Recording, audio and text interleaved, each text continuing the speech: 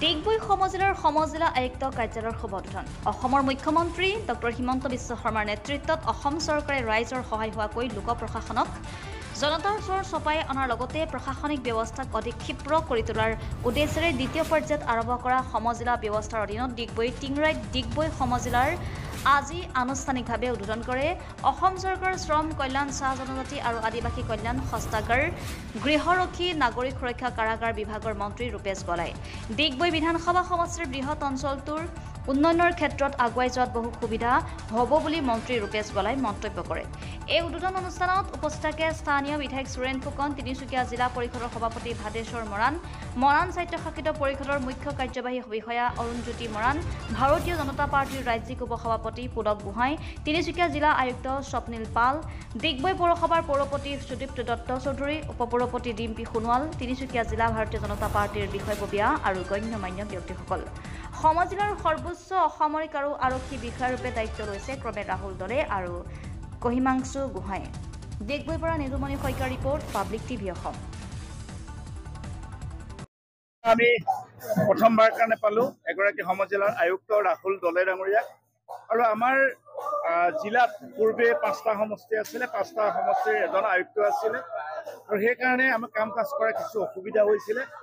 আমাৰ যিমান প্ৰশাসনিক ব্যৱস্থাটো সমষ্টি কেন্দ্ৰিক কৰিছে আৰু এই সমষ্টিতে এজন আয়ুক্ত থাকিব, এজন CTSP থাকিব, চাৰ্কুল অফিচাৰ থাকিব, ব্লক ডেভেলপমেণ্ট অফিচাৰ এগৰাকী থাকিব।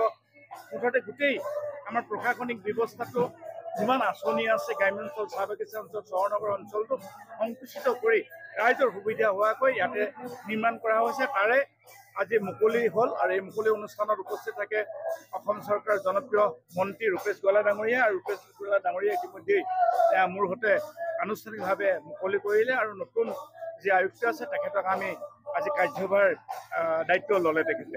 আৰু উপায়ুক্ত ডাঙৰীয়াও আছে ইয়াতে।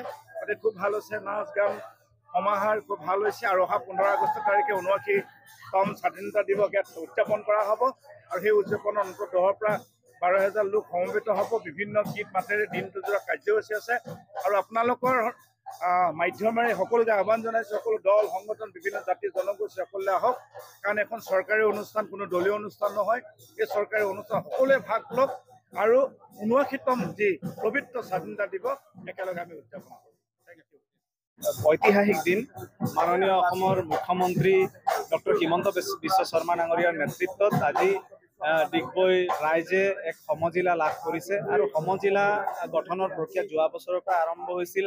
যোৱা বছৰ 39খন সমজিলা আমি পাইছিলোঁ আৰু এই বছৰ 10খন সমজিলা আমি পাইছোঁ, তাৰ ভিতৰত ডিগবৈ অন্যতম। আৰু এই সমজিলা গঠনৰ পিছত ডিগবৈবাসী ৰাইজৰ প্ৰশাসনিক দিশত যথেষ্ট সুবিধা হ'ব। জিলা আয়ুক্ত কাৰ্যালয়ত হ'বলগীয়া কামবিলাকৰ ভিতৰত 80% কাম এতিয়াৰ পৰা ডিগবৈ সমষ্টিৰ ৰাইজে ডিগবৈ সমজিলাৰ কাৰ্যালয়তে কৰিব পাৰিব। গতিকে মই ভাবোঁ এই ৰিফৰ্মৰ যোগেদি ডিগবৈ সমষ্টি আগবঢ়াই নিয়াৰ ক্ষেত্ৰত যথেষ্ট সুবিধা হ'ব। ডিগবৈৰ যিকোনো কাম কাজৰ ক্ষেত্ৰত ক্ষীপ্ৰতা পাব, দ্ৰুত গতিত কাম কাজবিলাক আগবাঢ়ি যাব। ৰাইজৰো অহা যোৱা বা তিনিচুকীয়ালৈকে কাম কাজ কৰাৰ যিখিনি বিভিন্ন সময়ত সমস্যাবিলাক আছিল সেইবিলাক দূৰ হ'ব বুলি মই ভাবোঁ। গতিকে ডিগবৈ সমষ্টিৰ ৰাইজক মই বহুত শুভেচ্ছা আৰু